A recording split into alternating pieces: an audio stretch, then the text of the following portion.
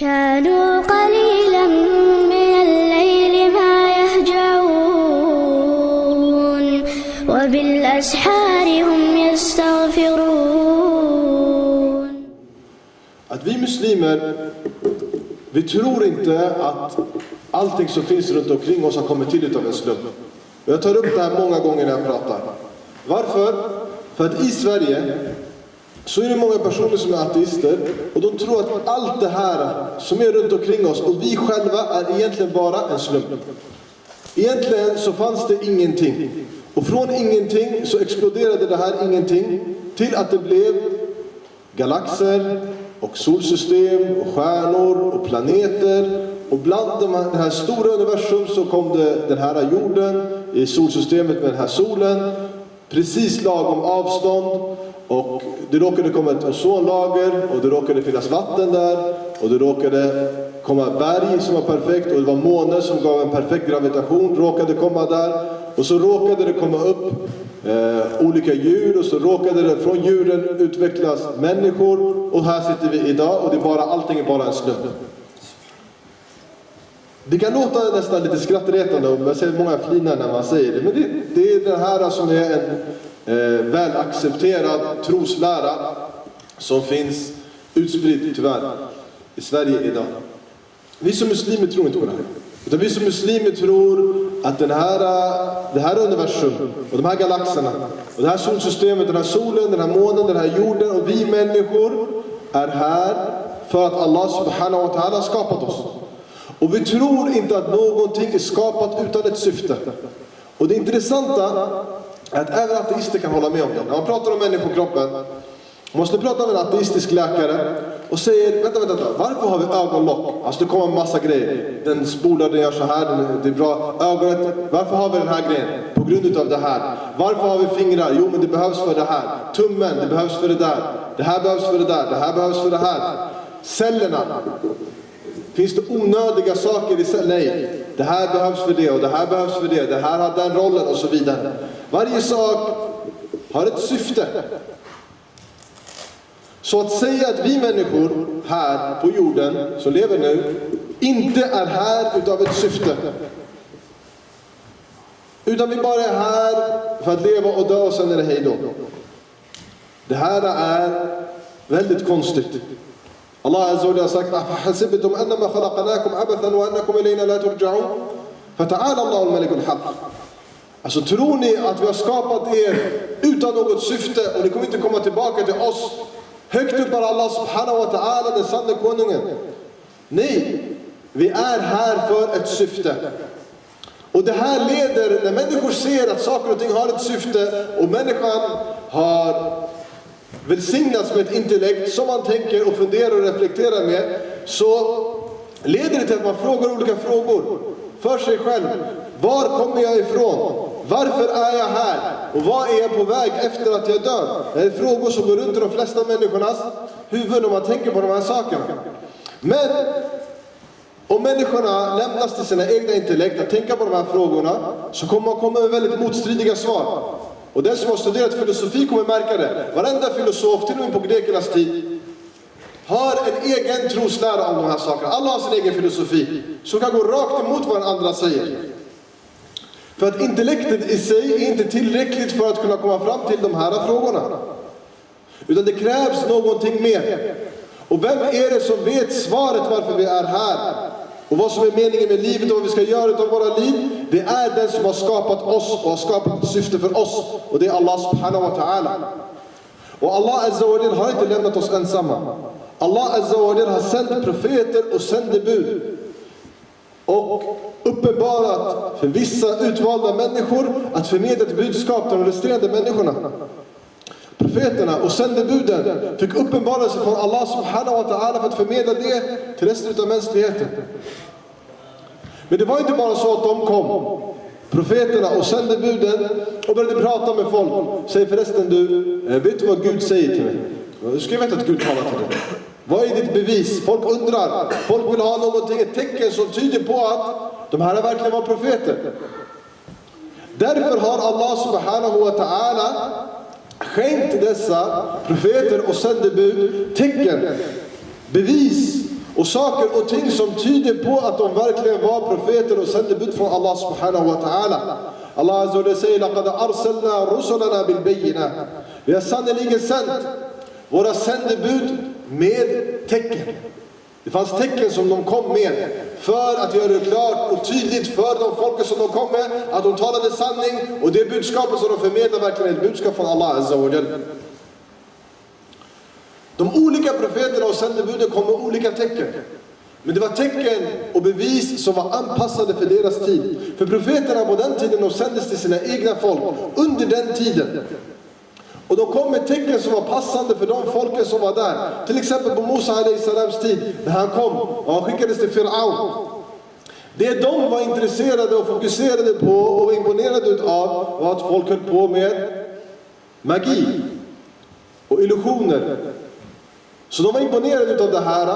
Och när Musa a.s.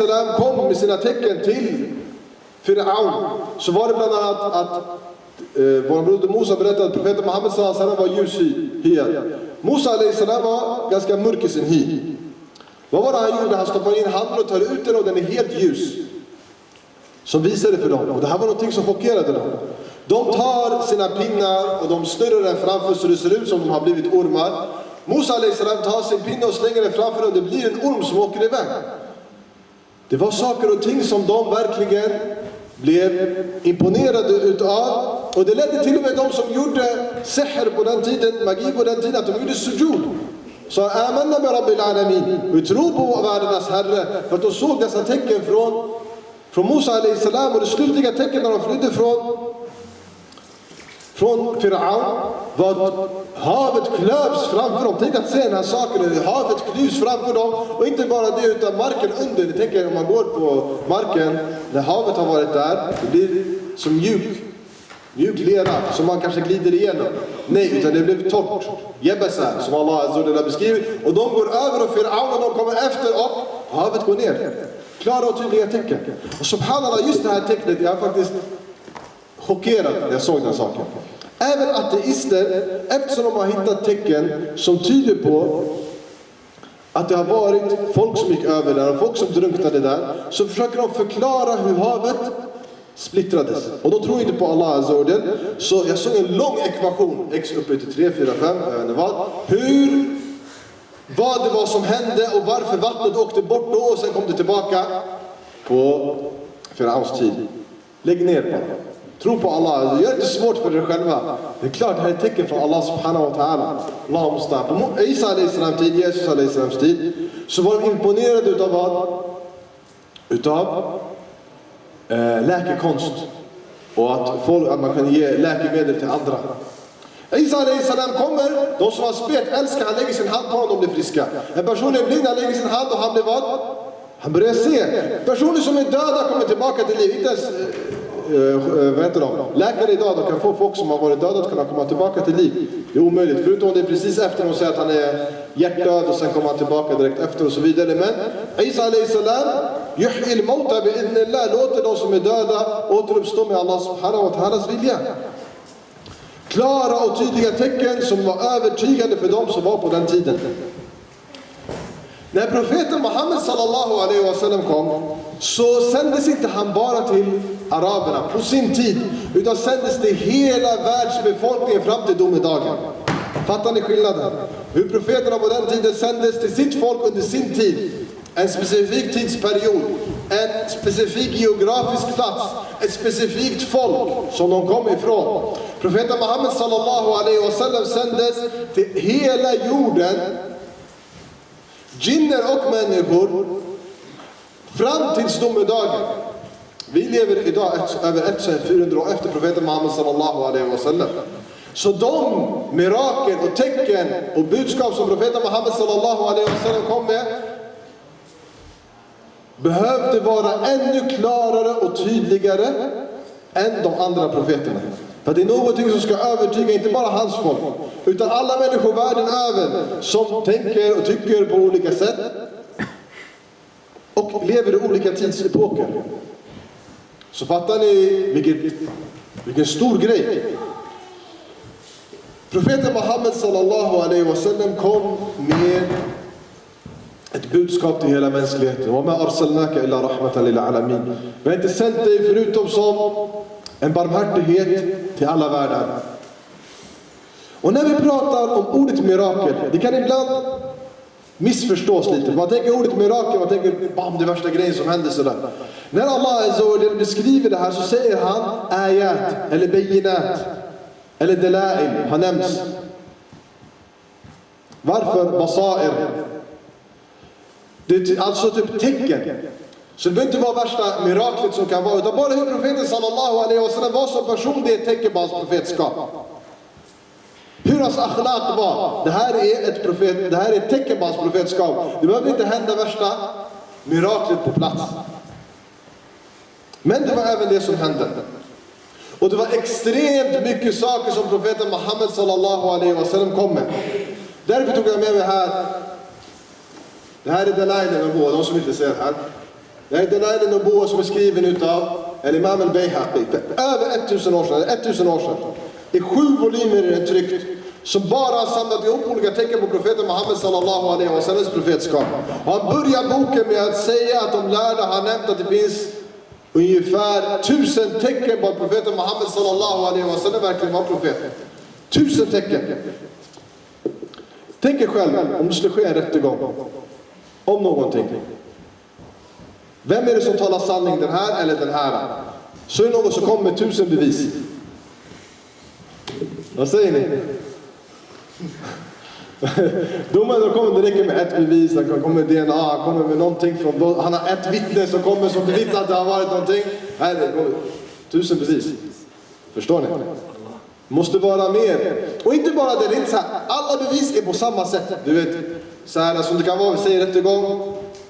Det enda bevisen som åklagaren kommer med, det är bara vittnesmål, ingenting annat. Utan det bara håller sig på, du vet, att människor såg själva grejen. Eller han kommer bara med DNA, eller han kommer bara med si, eller han kommer bara med så. Utan profeten Muhammed sallallahu alaihi wasallams tecken var varierande på olika sätt och på olika vis. Det är en annan bok som har skrivits idag som är väldigt intressant om profeten Muhammed sallallahu alaihi wasallams tecken. Där han samlade 1400 hadither på 1545 sidor. Bara hadither och små förklaringar. Profeten sallallahu alaihi wasallam sa det här kommer hända i framtiden. 643 år efter profetens död hände den här saken. Profeten Muhammed sallallahu alaihi wasallam sa att det här kommer hända. 85 år efter hände det där. Profeten sallallahu alaihi wasallam sa och så vidare.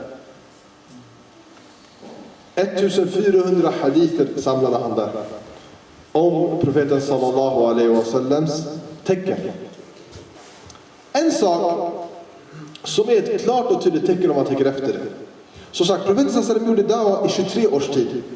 I 23 års tid går han runt till folk dag som natt och säger Allah har sagt till mig, våran skapare har sagt till mig. Han säger att vi ska göra så här och så vidare. Om man tittar på profeten Muhammed sallallahu alaihi wasallam och läser om hans liv så var han en djupt religiös person. Kunde be 2/3 av natten, 4-5 timmar stå och be i sträck. Okej? En person som fastade frivillig fasta och gjorde mycket form, verkligen var gudsfruktig. Och verkligen var mån om att ge Allah hans rättighet. Någon kommer till honom och säger som Gud vill och du vill. Ta det lugnt. Har du satt mig vid sidan av Allah? Säg så som Gud vill och därefter vad jag vill. Du ska inte säga och med Allahs namn. Han verkligen var noga att ingen person ska kränka Allahs rättigheter. Aisha radiyallahu anha berättar om profeten sallallahu alaihi wasallam att när någon betedde sig dåligt mot honom så hämnades han inte. Men han blev bara arg när någon utav Allah azza wa jals regler kränktes. Så det var en person som var djupt religiös. En person som inte ville att någon ska säga någonting om Allah subhanahu wa ta'ala som inte stämmer. I 23 års tid. En person som var känd hos sitt folk att alltid tala sanning. Han kallades för Al-Amin. Den trovärdiga. En person som i 23 års tid går och säger Allah säger till mig, jag har fått uppenbarelse om det här och så vidare. Kan vara en utav 3 personer.